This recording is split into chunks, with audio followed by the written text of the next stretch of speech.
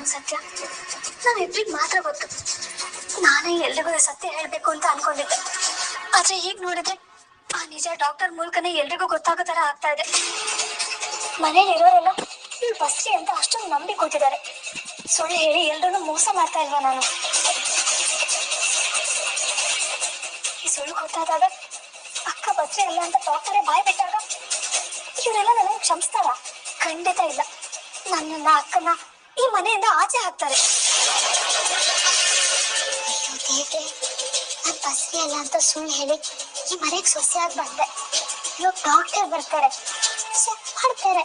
ನಾನು ಬಸ್ರಿ ಅಲ್ಲ ಅಂತ ಡಾಕ್ಟರ್ ಬಂದಾಗ ಸ್ಟ್ರೈಟ್ ಆಗಿ ಗೊತ್ತಾಗುತ್ತೆ. ಆಮೇಲೆ ಅನಿಕೆ ಸುಮ್ಮನೆ ಇರ್ತಾನ? ನನ್ನ ಆಚೆ ಕಳಿಸೇ ಬಿಡ್ತಾನಷ್ಟೇ. ಖಂಡಿತ ಇವ್ನು ಈ ಚಾನ್ಸ್ ನ ಕಳ್ಕೊಡಲ್ಲ.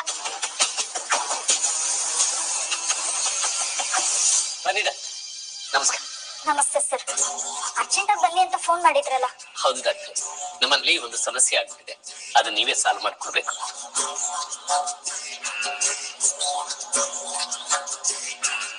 ಏನಾಯ್ತು ಸರ್? ಯಾರಿಗೇನ್ ಸಮಸ್ಯೆ? ಈ ಹುಡುಗಿ ನಮ್ ಚಂಚನನ್ ಸೊಸೆ, ಗರ್ಭಿಣಿ, ತಟ್ಟಿ, ಸ್ವಲ್ಪನೂ ಬುದ್ಧಿ ಇಲ್ಲ. ವಿಷಯನೇ ಗೊತ್ತಿಲ್ಲದೆ ಪೈನಾಪಲ್ಲು ಪಪ್ಪಾಯಿ ತಿನ್ಬಿಟ್ಟಿದ್ದಾಳೆ.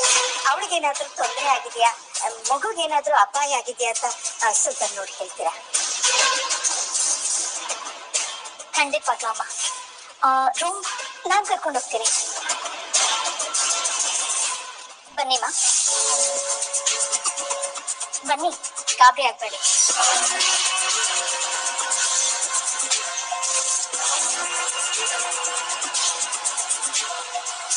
ಚಿಕ್ಕಪ್ಪ. ಏನಪ್ಪ? ಹೆಣ್ಮಕ್ಳ ವಿಚಾರ, ನಾವು ಹೋಗ್ಬಾರ್ದು. ಹೌದಲ್ವಾ? ಗಾಬರಿ ಮರ್ತೋಗ್ಬಿಟ್ಟೆ.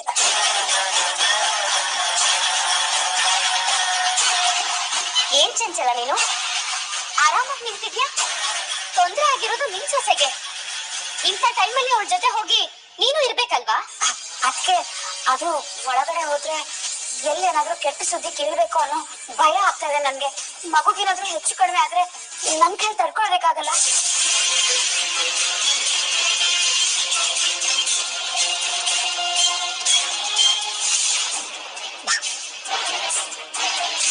ಏನು ಹೆದರ್ಕೋಬೇಕು, ಕೂತ್ಕೋಬೇಕು,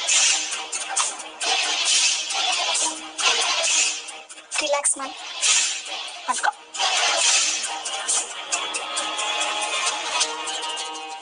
ಅಯ್ಯೋ ದೇವ್ರೆ, ಈ ಡಾಕ್ಟರ್ ಮಾತ್ರ ಒಬ್ರಿಗೂ ಬಂದು ಚೆಕ್ ಮಾಡ್ತಾರೆ ಅನ್ಕೊಂಡ್ರೆ ಈ ಶಾರದಾ ಅಜ್ಜಿ, ಆಶಾ ಆಂಟಿ ಎಲ್ಲರೂ ದಂಡು ಕೊಟ್ಕೊಂಡು ಹಿಂದೆ ಬಂದಿದಾರಲ್ಲ. ಈಗ ಏನ್ ಮಾಡೋದು? ಡಾಕ್ಟರ್ ಚೆಕ್ ಮಾಡಿದ ತಕ್ಷಣ ನಾನು ಬಸ್ರಿ ಅಲ್ಲ ಅನ್ನೋದು ಇವ್ರಿಗೆಲ್ಲ ಗೊತ್ತಾಗ್ಬಿಟ್ರೆ ಏನಪ್ಪ ಮಾಡ್ಲಿ? ಪ್ಲೀಸ್ ಕಾಪಾಡು.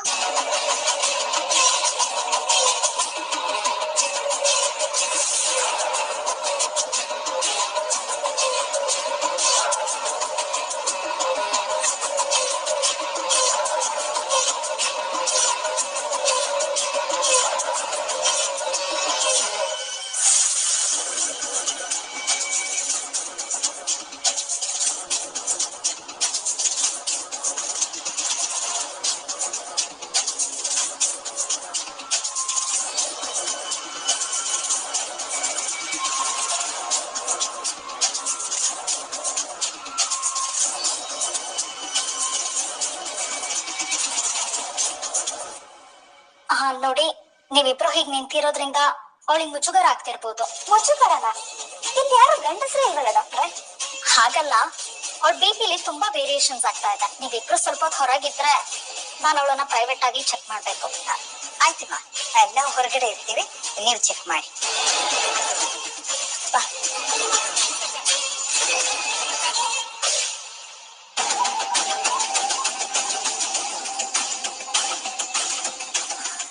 ಆಶಾ, ಏನಾಯ್ತು? ಚೆಕ್ ಮಾಡ್ತಿದ್ದಾರೆ ಅಕ್ಕ. ಡಾಕ್ಟರ್ ಏನ್ ಹೇಳಿದ್ರು? ಮಗು ಸೇರ್ತಾನೆ.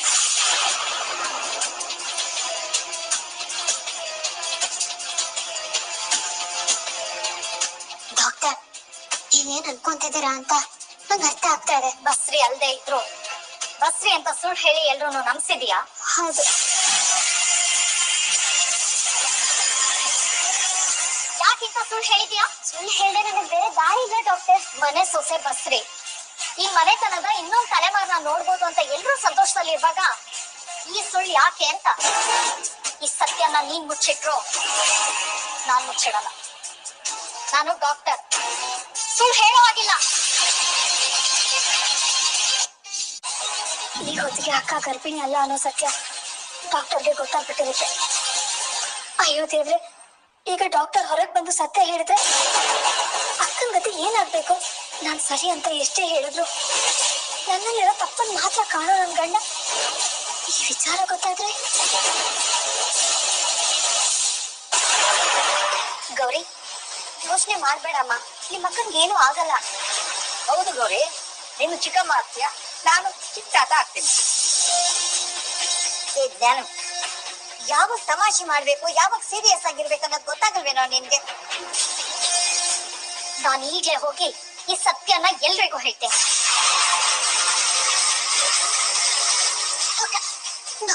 ಪ್ಲೀಸ್ ವಿಚಾರ ಯಾರಿಗೂ ಹೇಳ್ಬೇಡಿ. ನಾನು ಬೇಕಂತ ಸುಳ್ಳು ಹೇಳಿಲ್ಲ. ಸುಳ್ಳು ಯಾವತ್ತಿಗೂ ಸುಳ್ಳೆ. ಬೇಕಂತ ಹೇಳೋ ಸುಳ್ಳು, ಬೇಡ ಅಂತ ಹೇಳೋ ಸುಳ್ಳು ಎರಡೂ ಇಲ್ಲ. ಬಿಡ ನನ್ನ ಕೈ. ಡಾಕ್ಟರ್ ನಿಮ್ ಜೀವ ಉಳಿಸೋರು, ಜೀವ ತೆಗಿಯೋರಲ್ಲ ಅಲ್ವಾ? ಯಾರಾದ್ರೂ ಸಾಯೋ ಪೇಷಂಟ್ ಬಂದಾಗ ನೀವು ಅವ್ರ ಮುಖ ನೋಡಿ ನೀನ್ ಈಗಲೇ ಸತ್ತೋಗ್ತೀಯ ಅಂತ ಹೇಳ್ತೀರಾ? ಇಲ್ಲ ತಾನೆ? ಏನೂ ಆಗಲ್ಲ, ನೀವು ಬದುಕ್ತೀರಾ ಅನ್ನೋ ಕಾನ್ಫಿಡೆನ್ಸ್ ತುಂಬ್ತೀರಾ ಅಲ್ವಾ ಡಾಕ್ಟರ್? ನೀನ್ ಮಾಡಿರೋ ಮೋಸನ ಕರೆಕ್ಟ್ ಅಂತ ನನ್ ಮುಂದೆ ಸಾಧಿಸ್ತಾ ಇದೀಯಾ? ಪೂರ್ತಿ ವಿಚಾರ ಗೊತ್ತಾದ್ರೆ ನಾನೇ ಸರಿ ಅಂತೀರಾ? ಬಿಡಮ್ಮ ಕೈನ. ನೀನ್ ಮಾಡಿರೋ ಮೋಸಕ್ಕೆ ಇನ್ನೊಂದ್ ಕತೆ ಕಟ್ಬೇಡ. ಬಿಡುಗಾರಿ ಅವ್ರಿಗೆ. ಪ್ಲೀಸ್ ಡಾಕ್ಟರ್, ಮೋಸ ಮಾಡಿದ್ ನಾನಲ್ಲ ಡಾಕ್ಟರ್, ನನ್ ಗಂಡ ಅನಿಕೇತ್. ನನ್ನ ಪ್ರೀತಿಸ್ತಾ ಇದೀನಿ ಅಂತ ನಾಟಕ ಆಡ್ದೆ. ಕೊನೆಗೆ ಮದುವೆ ಆಗ್ತೀನಿ ಅಂತ ನನ್ನ ನಂಬಿಸಿ ನನ್ನ ಬಳಸ್ಕೊಂಡು ಕೊನೆಗೆ ಏನಿಗೂ ಸಾಕ್ತ. ಕೊನೆಗೆ ಯಾವ್ದಾರಿನೂ ಕಂಡೆ ನನ್ ಗರ್ಭಿಣಿ ಅಂತ ಸುಳ್ಳು ಹೇಳಿ ಅವನ ಕೈಯಿಂದ ನನ್ ಕುತ್ತಿಗೆ ತಾಳಿ ಕಟ್ಟಿಸ್ಕೊಂಡು ಮದ್ವೆ ಆದೆ ಡಾಕ್ಟರ್. ನನ್ನನ್ನ ಬಿಟ್ಟು ಬೇರೆ ಹುಡುಗಿ ಮದ್ವೆ ಆಗಕ್ ಹೋಗಿದ್ನಲ್ವಾ, ಅದು ಮೋಸ ಅಲ್ವಾ? ಅದನ್ನ ಸರಿ ಮಾಡಕ್ಕೆ ನನ್ ಮುಂದೆ ಬೇರೆ ಯಾವ ದಾರಿನೂ ಇರ್ಲಿಲ್ಲ ಡಾಕ್ಟರ್. ನೋಡು ಮೋನಿಕಾ, ನಿನಗೆ ಅನ್ಯಾಯ ಆಗಿದೆ ನಿಜ, ಆದ್ರೆ ನ್ಯಾಯ ಕೇಳೋದಕ್ಕೆ ಬೇರೆ ದಾರಿ ಇತ್ತು. ಹೀಗೆ ಗರ್ಭಿಣಿ ಅಂತ ಸುಳ್ಳು ಹೇಳೋದು ದೊಡ್ಡ ತಪ್ಪಮ್ಮ. ಸುಳ್ಳು ದಿನೇ ದಿನೇ ಬೆಳೆಯುತ್ತೆ, ಆದ್ರೆ ನೀನ್ ಹೊಟ್ಟೆ ಬೆಳೆಯಲ್ಲ. ನಿನ್ ಈ ತಿಂಗಳು ತುಂಬ್ದಾಗೆಲ್ಲ ಏನ್ ಮಾಡ್ತೀಯ? ಆಮೇಲೆ ಸಿಕ್ಕಾಕೊಳ್ಳೋದು ನೀನೇ ತಾನೆ. ಈಗಲೇ ಹೋಗಿ ಎಲ್ರೂ ಮುಂದೆ ಸತ್ಯ ಹೇಳೋದು ನಿನ್ಗೂ ಒಳ್ಳೇದು, ಈ ಮನೆಗೂ ಒಳ್ಳೇದು. ಬಿಡು ಪ್ಲೀಸ್ ಡಾಕ್ಟರ್, ಪ್ಲೀಸ್ ಸತ್ಯ ಹೇಳ್ಬಿಡಿ. ನೀವ್ ಸತ್ಯ ಹೇಳಿದ್ರೆ ಮನೆಯನ್ನ ಓಡಿಸ್ಬಿಡ್ತಾರೆ. ನನಗೆ ಸ್ವಲ್ಪ ಟೈಮ್ ಕೊಡಿ ದಯವಿಟ್ಟು. ದಯವಿಟ್ಟು ಈ ಮನೆಯವ್ರಿಗೆ ಸತ್ಯ ಹೇಳ್ಬೇಡಿ ಡಾಕ್ಟರ್. ಪ್ಲೀಸ್ ನನ್ನ ಪ್ರಾಣ ಕಾಪಾಡಿ. ಸಾಧ್ಯನೇ ಇಲ್ಲ ಮೋನಿಕಾ, ನೀವು ಮತ್ತೆ ಸುಳ್ಳು ಹೇಳಿ ಈ ಮನೆಯವರಿಗೆ ದ್ರೋಹ ಬಗೆಯಬಹುದು. ಆದ್ರೆ ನಾನು ಒಬ್ಳು ಡಾಕ್ಟರ್ ಆಗಿ ನನ್ನ ಕರ್ತವ್ಯಕ್ಕೆ ದ್ರೋಹ ಬಗೆಯೋಕ್ಕಾಗಲ್ಲ. ನಾಳೆ ಸತ್ಯ ಹೊರಗೆ ಬಂದಾಗ ನಾನು ಕೂಡ ನಿನ್ ಜೊತೆ ನಾಟಕದಲ್ಲಿ ಭಾಗಿಯಾಗಿದೆ ಅಂತ ಎಲ್ಲರೂ ನನ್ನ ದೂಷಿಸ್ತಾರೆ. ನನ್ ಪ್ರೊಫೆಷನ್ಗೆ ಕಪ್ಪು ಚುಕ್ಕೆ ಬರೋದು ನಂಗೆ ಇಷ್ಟ ಇಲ್ಲ. ನಾನು ಈಗಲೇ ಎಲ್ರಿಗೂ ಸತ್ಯ ಹೇಳ್ತೇನೆ. ದಾರಿ ಬಿಡು. ಅಕ್ಕ, ಡಾಕ್ಟರ್ ಇಷ್ಟೊತ್ತಾದ್ರೂ ಹೊರಗಡೆ ಬರ್ತಿಲ್ಲ. ಒಳಗಡೆ ಏನಾದ್ರೂ ದೊಡ್ಡ ಪ್ರಾಬ್ಲಮ್ ಆಗಿದ್ಯಾ ಅಂತ. ಆಶಾ, ಅದ್ ನಿಮ್ಗೆ ಗೊತ್ತಾಗುತ್ತೆ. ಡಾಕ್ಟರ್ ಬಂದು ಏನಾಗಿದೆ ಅಂತ ಹೇಳೋವರೆಗೂ ನಾವು ವೇಟ್ ಮಾಡ್ಬೇಕಷ್ಟೇ. ಅಯ್ಯೋ ದೇವ್ರೆ, ಇಷ್ಟೊತ್ತಾದ್ರೂ ರೂಮ್ ಚೆಕ್ ಮಾಡ್ತಾ ಇದ್ದಾರೆ, ಏನು ಹೊರಗೆ ಬಂದಿಲ್ಲ ಅಂದ್ರೆ ಅಕ್ಕ ಪಕ್ಕ ಸಿಕ್ಕಾಕೊಂಡಿದ್ದಾಳೆ ಅಂತಾನೆ ಅರ್ಥ. ಡಾಕ್ಟರ್ ಈಗ ಸಿಟ್ಟಿಂದ ಹೊರಗೆ ಬರ್ತಾರೆ. ಅಕ್ಕನ ಹೇಳ್ಕೊಂಡು ಬಂದು ಎಲ್ರು ಮುಂದೆ ನಿಲ್ಲಿಸ್ತಾರೆ. ಅಕ್ಕನ ಸುಳ್ಳು ಬಸರು ವೈರಲ್ ಆಗುತ್ತೆ.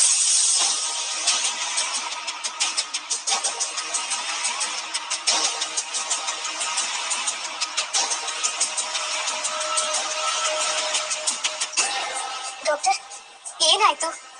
ಏನು ತೊಂದರೆ ಇಲ್ಲ ತಾನೆ?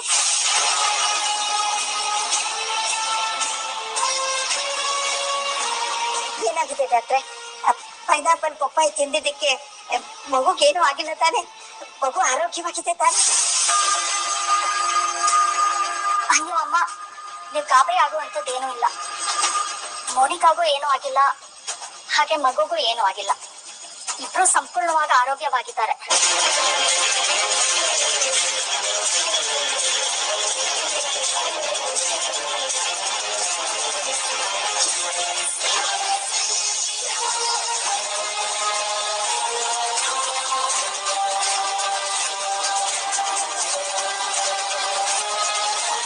ನಾನೇನು ಹೊರಡ್ತೇನೆ. ಡಾಕ್ಟರ್ನ ಪ್ರಾರಂಭಿಸ್ಬಾರಪ್ಪ. ಸರಿ ಅಜ್ಜಿ. ಓಕೆ, ಬರ್ರಿ.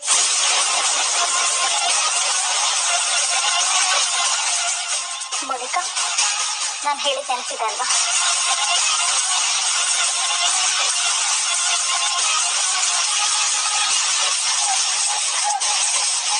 ಮೋನಿಕಾ, ಇನ್ನು ಮುಂದಾದ್ರೂ ಇಂಥ ಸಾಹಸ ಮಾಡಬೇಡ.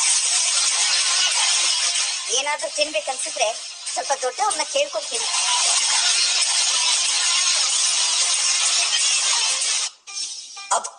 ಕೆಲಸ ಮಾಡ್ಬೇಕಾದ್ರೂ ಸ್ವಲ್ಪ ದೊಡ್ಡವ್ರು ಹೇಳ್ಬಿಟ್ಟು ಮಾಡು. ಹೇಳ್ತಾ? ಸತ್ಯ ಹೇಳಿದ್ರೆ ಪ್ರಾಣ ಬಿಡ್ತೀನಿ. ಮೋನಿಕಾ, ನನ್ನ ಪ್ರಾಣಕ್ಕಿಂತ ನಿಮ್ ವೃತ್ತಿನೇ ದೊಡ್ಡ ಅಂದ್ರೆ ಹೋಗಿ ಈಗಲೇ ಬಾಗ್ಲು ತಕ್ಕೊಂಡು ಎಲ್ಲಕ್ಕೂ ಸತ್ಯ ಹೇಳೋಗಿ. ನೀವ್ ಬಾಗ್ಲು ತೆಗೆದು ಸತ್ಯ ಹೇಳೋದಕ್ಕೂ ನಾನು ಈ ಚಾಕುವಿಂದ ಕುತ್ಕೈ ಕುಯ್ಕೊಂಡು ಸಾಯೋದಕ್ಕೂ ಒಂದೇ ಸೆಕೆಂಡ್ ಡಾಕ್ಟರ್. ಎಲ್ರಿಗೂ ಹೋಗಿ ಹೇಳಿ ಸತ್ಯ ಹೇಳಿದಕ್ಕೆ ನಾನು ಸತ್ಯ ಅಂತ. ಹೋಗಿ ಡಾಕ್ಟರ್.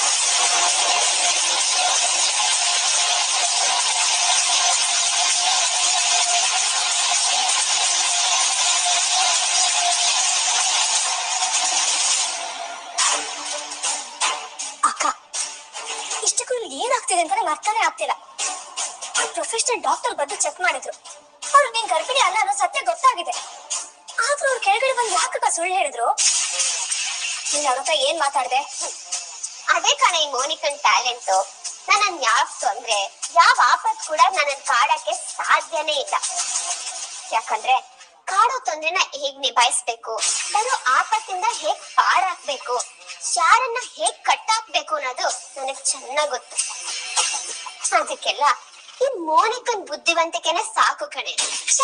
ಇದನ್ನ ಬುದ್ಧಿವಂತಿಕೆ ಅನ್ನಲ್ಲ ಅಕ್ಕ, ಮೋಸ ಅಂತಾರೆ. ಹೆತ್ತ ತಾಯಿಗೆ ಮೋಸ ಮಾಡೋದು, ನಂಬಿದ ಮನೆಗೆ ವಂಚನೆ ಮಾಡೋದು, ಇದು ಬುದ್ಧಿವಂತಿಕೆ ಅಲ್ಲ. ಮೋಸನೋ ಗೀಸಾನೋ ಒಟ್ಟ ನನ್ ಗೆದ್ದೆ ತಾನೆ. ಈ ಮನೆ ಸೊಸೆ ಆಗಿ ನಾನು ಏನೇನ್ ಪಡ್ಕೋಬೇಕಂತ ಕನ್ಸ್ಕೊಂಡಿದ್ನೋ ಅದನ್ನೆಲ್ಲ ಅನುಭವಿಸ್ತಾ ಇದ್ದೀನಿ. ನನಗ್ ಬೇಕಾಗಿರೋದ್ ನನಗ್ ಸಿಗ್ತಾ ಇದೆ.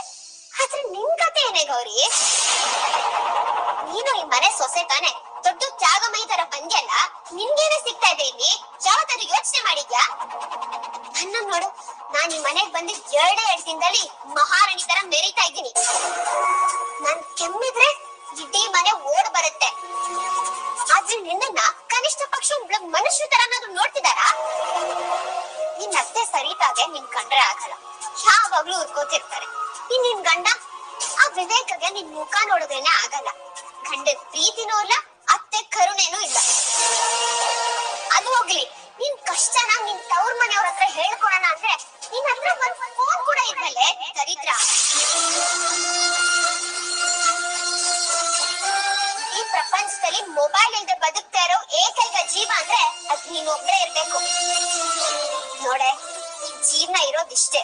ಬೇಕಾಗಿರೋದ್ನ ಕೇಳ್ ತಗೋಬೇಕು, ಸಿಕ್ಲಿಲ್ವಾ ಬೇಡಿ ತಗೋಬೇಕು, ಅದು ಆಗ್ಲಿಲ್ವಾ ಕಿತ್ಕೋಬೇಕು. ನಂಗೆ 3 ಗೊತ್ತು, ಆದ್ರೆ ನಿನಗೆ ಏನು ಗೊತ್ತಿಲ್ಲ. ಅದಾಗದೆ ಸಿಗುತ್ತೆ ಅಂತ ಕಾಯ್ತಾ ಕೂತಿದ್ಯಾ. ಈ ತರ ಕಾಯ್ತಾ ಕೂತಿರೋರ್ಗೆ ಏನು ಸಿಗಲ್ಲ. ಅದಕ್ ನೀನೇ ಬೆಸ್ಟ್ ಎಕ್ಸಾಂಪಲ್. ಹಾಕ್ ತಗೊಳ್ಳೋದು ನಮ್ದು ಅಂತ ಅನಿಸ್ಕೊಳ್ಳೋಕು ಮುಂಚೆ ನಮ್ ಕೈ ಬಿಟ್ಟು ಹೋಗಿರುತ್ತಕ್ಕ. ಈ ಭಾಷಣಗಳು ಕೇಳಕ್ ಚಂದ, ಬದುಕಕ್ಕಲ್ಲ. ಮೊದ್ಲು ಈ ಮನೆ ನಿನ್ ಸ್ಥಾನ ಏನು ಅನ್ನೋದನ್ನ ಉಳಿಸ್ಕೊ. ನಾನು ಸುಳ್ಳು ಹೇಳಾದ್ರೂ ಮಹಾರಾಣಿ ತರ ಈ ಮನೆಗ್ ಬದುಕ್ತಿದ್ದೀನಿ. ಆದ್ರೆ ನೀನು ಸತ್ಯ ಹರಿಶ್ಚಂದ್ರನ್ ಮೊಮ್ಮಗಳು ತರ ಕಣ್ಣೀರ್ ಕುಡಿತಿದ್ಯಾ. ನನಗ್ ಕ್ಲಾಸ್ ತಗೊಳ್ಳೋ ಯೋಗ್ಯತೆ ನಿನಗಿಲ್ಲ. ಹೋಗ್ ನಿನ್ ಕೆಲ್ಸ ನೋಡ್ಕೊ. ನೀನ್ ಹೇಳಿದೆಲ್ಲ ನಿಜ. ನನ್ಗೆ ಗಂಡನ್ ಪ್ರೀತಿ ಇಲ್ಲ, ಅತ್ತೆ ಪ್ರೀತಿ ಇಲ್ಲ, ನನ್ನ ಹತ್ರ ಒಂದ್ ಫೋನ್ ಕೂಡ ಇಲ್ಲ. ಆದ್ರೆ ನನ್ನ ಹತ್ರ ನೆಮ್ಮದಿ ಇದೆ. ಯಾಕಂದ್ರೆ ನಾನ್ ಯಾವ್ದೇ ಸುಳ್ಳಿನ ಅರಮನೆ ಕಟ್ಕೊಂಡು ಬದುಕ್ತಾ ಇಲ್ಲ. ನೀನ್ ಡಾಕ್ಟರ್ ಹತ್ರ ಏನ್ ಮ್ಯಾನೇಜ್ ಮಾಡ್ದೆ ಅಂತ ನನ್ಗೆ ಗೊತ್ತಿಲ್ಲ. ಅವ್ರಿಗೆ ಸುಳ್ಳು ಹೇಳ್ಸಿದ್ಯಾ ಅಥವಾ ಹೆದರ್ಸಿದ್ಯಾ ನನಗ್ ಬೇಕಾಗಿಲ್ಲ. ಆದ್ರೆ ಒಂದು ಮಾತು ನೆನ್ಪಿಟ್ಕೊ, ಯಾವತ್ತಾದ್ರೂ ಆ ಡಾಕ್ಟರ್ ಮನೇಲಿ ಯಾರಿಗಾದ್ರೂ ಸಿಕ್ತಿದ್ದು ಸತ್ಯ ಹೇಳ್ಬೋದು. ಅಥವಾ ಏನ್ ನಾಟಕ ಇನ್ಯಾವುದೋ ರೂಪದಲ್ಲಿ ಮನೆಯವ್ರಿಗೆಲ್ಲ ಗೊತ್ತಾಗ್ಬೋದು. ಅವತ್ತು ಸತ್ಯ ಬಯಲಾದಾಗ ನೀನ್ ತಪ್ಪಿಸ್ಕೊಳಕ್ಕೆ ಚಾನ್ಸೇ ಇಲ್ಲ. ಆ ದಿನ ಬರದೇ ಇಲ್ಲ ಗೌರಿ. ಅಂದ್ರೆ ಈ ಮನೆಯವ್ರ ಮುಂದೆ ನಾನ್ ಸುಳ್ಳು ಬಸ್ರಿ ಅನ್ನೋ ಸತ್ಯ ಆಚೆ ಬರಕ್ ಮುಂಚೆನೆ ನಾನ್ ಅನಿಕೆ ಜೊತೆ ಸೇರಿ ನಿಜವಾಗ್ಲೂ ಗರ್ಭಿಣಿ ಆಗಿರ್ತೀನಿ. ಆಮೇಲೆ ನೀನೇ ಸತ್ಯ ಹೇಳಿದ್ರು, ಡಾಕ್ಟರೇ ಸತ್ಯ ಹೇಳಿದ್ರು, ನನ್ ಹೊಟ್ಟೆಲಿರೋ ಮಗು ಅದನ್ನ ಸುಳ್ಳು ಮಾಡುತ್ತೆ. ಈ ಮೋನಿಕಾ ಪ್ಲಾನ್ ಅಂದ್ರೇನೆ ಹಾಗೆ.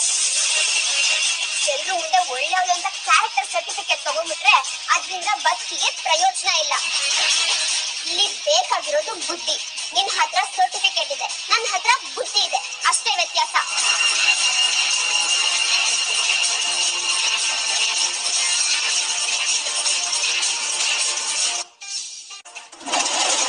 ಅಯ್ಯೋ ಅಮ್ಮ, ನಮ್ಮ ಅಜ್ಜನ ಚಾಕ್ಲೇಟ್ ಮ್ಯಾನಿಂದ ಐರನ್ ಮ್ಯಾನ್ ಮಾಡ್ತೀನಿ ಅಂದ್ಲು. ಐರನ್ ಮ್ಯಾನ್ ಆಗೋದು ಇಷ್ಟೊಂದು ಕಷ್ಟನಾ? ಮೈ ಕೈ ನೋವು.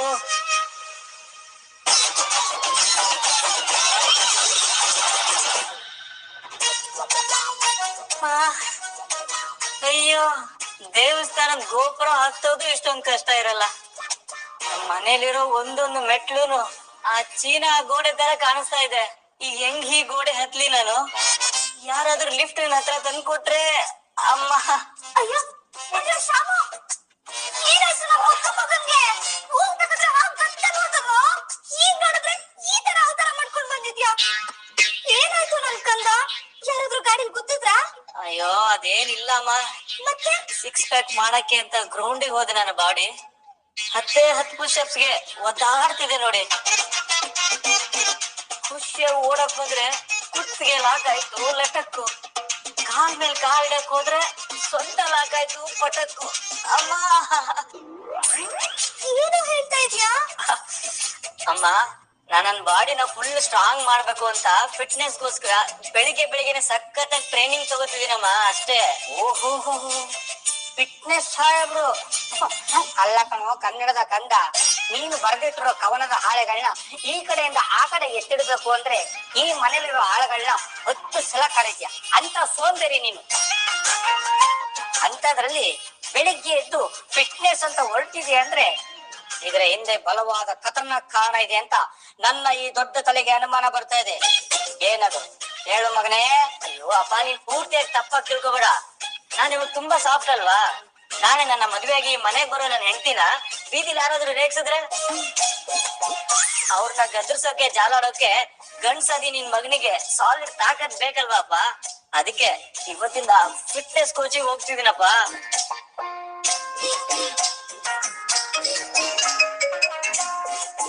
ಅಪ್ಪ, ದಯವಿಟ್ಟು ನನ್ನ ಜೇಬಲ್ಲಿರೋ ಫೋನ್ ಅಂತ ಇದು ನನ್ ಕಿವಿಗೆ ಇಟ್ಕೊಳಪ್ಪ. ನಿನಗ್ ಪುಣ್ಯ ಬರುತ್ತೆ. ಅಯ್ಯೋಪ್ಪ, ಜನ್ಮ ಕೊಟ್ಟಪ್ಪಿಗೆ ಇರ್ತೀನಪ್ಪ. ಕಾಲು ಹೂ ಕಣ, ಫೋನ್ ಕಾಲು. ಅಯ್ಯೋ ಅದಲ್ಲಪ್ಪ, ಕಾಲು ನೋವು. ನೋವಾ?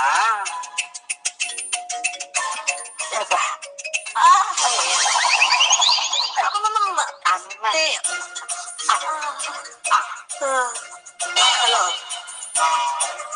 ಗ್ರೌಂಡ್ ಇಂದ ಮನೆಗೆ ಹೋದ ತಕ್ಷಣ ಸಿಕ್ಕಿದ್ನೆಲ್ಲ ನುಂಗಕ್ ಹೋಗ್ಬೇಡ. ಹಾ ಸರಿ ಸರಿ. ನೀನ್ ಒಣಗೋಗಿರೋ ಬಾಡಿಗೆ ಯಾವ್ಯಾವ ತರ ಡಯಟ್ ಫುಡ್ ತಿನ್ಬೇಕಂತ ನೀಟಾಗಿ ಮೆಸೇಜ್ ಮಾಡಿ ಕಳ್ಸಿದೀನಿ ನೋಡು. ಆಮೇಲೆ ಇನ್ನೊಂದು ಮುಖ್ಯವಾದ ವಿಷಯ, ದಿನ 10 ಮೊಟ್ಟೆ ಬೇಯಿಸ್ ತಿನ್ನೋದನ್ನ ಮರಿಲೇಬೇಡ. ನಿನ್ ಬಾಡಿಗೆ ಈಗ ಪ್ರೋಟೀನ್ ಅಗತ್ಯ ಸಿಕ್ಕಾಪಟ್ಟೆ ಇದೆ, ತಿಳ್ಕೊ. ಹಾ ಸರಿ ಸರಿ ಮಚ್ಚಿ, ನೀನ್ ಹೇಳ್ದಾಗೆ ಮಾಡ್ತೀನಿ. ಸರಿ, ಬಾಯ್. ಕಟ್ ಮಾಡ್ಲಪ್ಪ. ಮಾಡ್ಬಿಡಪ್ಪ. ಅಮ್ಮ, ದಯವಿಟ್ಟು ನನ್ಗೋಸ್ಕರ ಕಿಚನ್ಗೆ ಹೋಗಿ 10 ಮೊಟ್ಟೆನ 1 ಸೆಕೆಂಡ್ ಅಲ್ಲಿ ಬೇಯಿಸ್ಕೊಂಡು ತಗೋಮಾಮ. ಏನು 10 ಮೊಟ್ಟೆನಾ? ಏನು ಹೇಳ್ತಾ ಇದೆಯಾ ಶಾಮು? ಮೊಟ್ಟೆ ಕಂಡ್ರೆ ಆಗಲ್ಲ ನಿಂಗೆ. ಆ ಸ್ಮೆಲ್ ಕಂಡ್ರೆ ವಾಂತಿ ಮಾಡ್ಕೊಂತೀಯ. ಅಂತಂದ್ರೆ 10 ಮೊಟ್ಟೆ ಬೇಕಾ? ಅಮ್ಮ, ನಾನು ಮೊಟ್ಟೆ ತಿಂದೆ ಹೋದ್ರೆ ನನ್ನ ಬಿಗ್ ಕೋಚ್ ನನ್ನ ಬೇಯಿಸಿ ಬೆಂಡೆತ್ ಬಿಡ್ತಾಳಮ್ಮ. ಬೇಯಿಸ್ಬಿಡ್ತಾಳ ಅಂದ್ರೆ ನಿನ್ನ ಫಿಟ್ನೆಸ್ ಕೋಚ್ ಯಾರು? ಹುಡುಗಿನೇನೋ? ಹುಡುಗಿನೇ, ಆದ್ರೆ 10 ಹುಡುಗರು ಆಟಿಟ್ಯೂಡ್ ಇರೋ ಹುಡುಗಿ ಅವಳು. ಓ, ಗಂಡಸ್ತಾರನಾ? ಅಂದ್ರೆ ನಮ್ಮ ಗೌರಿ ತಂಗಿ ಚಿನ್ಮ ಇದ್ದಾಳಲ್ಲ, ಆ ತರನಾ? ಹಾ ಹೌದೌದು, ಅವಳ ತರನೇ.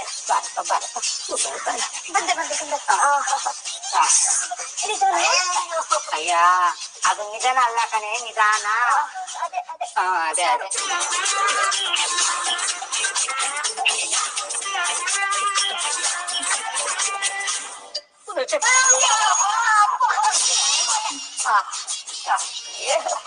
ನೋಡಿ ಸಾಹೇಬ್ರೆ, ಈ ಶುಭ ದಿನದಲ್ಲಿ ನಿಮ್ಮ ಇಡೀ ಬಾಡಿನ ಈ ಸೋಫಾದ ಮೇಲೆ ಆರಾಮಾಗಿಟ್ಟು ರೆಸ್ಟ್ ಮಾಡ್ತಾ ಇರಿ. ನಾವು ನಿಮ್ಮ ರೌಡಿ ಕೋಚರ್ಗಳಿಗೆ 10 ಮೊಟ್ಟನೆ ಇಟ್ಬಿಟ್ಟು ಬರ್ತೀವಿ. ಹತ್ತಿರಲ್ಲಪ್ಪ, ಬೇಯಿಸ್ಕೊಂಡ್ ಬರ್ತೀವಿ.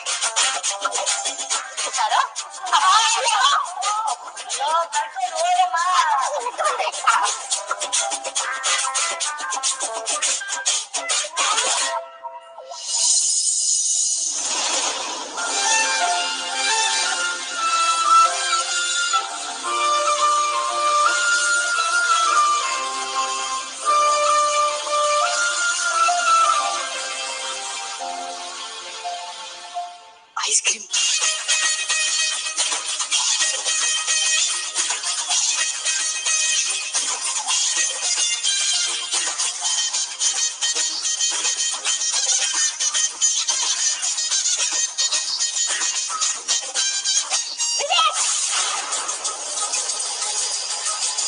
ಏನ್ ಮಾಡ್ತಿದ್ಯಾ ನೀನು? ಬುದ್ಧಿ ಇಲ್ವಾ ನಿಮ್ಗೆ? ಇದ್ರೆ ಏನಾಗುತ್ತೆ ಅಂತ ಗೊತ್ತಿಲ್ವಾ? ನಾವಿರೋದಿಗೆ ಪ್ರಾಣ ಬೆಲೆ ಕೊಡ್ಬೇಕಾ? ಅಲ್ಲ ಚಿಕ್ಕಮ್ಮ, ಅದು ನಿಮಗೆ ಅಸ್ತಮ ಇದೆ ತಾನೆ? ಇದನ್ನ ತಿಂದ್ರೆ ತೊಂದರೆ ಆಗುತ್ತೆ ತಾನೆ? ಅದು ಒಂದೇ ಕಾರಣಕ್ಕೆ ಈ ಮನೆಗೆ ಯಾರು ಐಸ್ ಕ್ರೀಮ್ ತಂದಿರಲ್ಲ.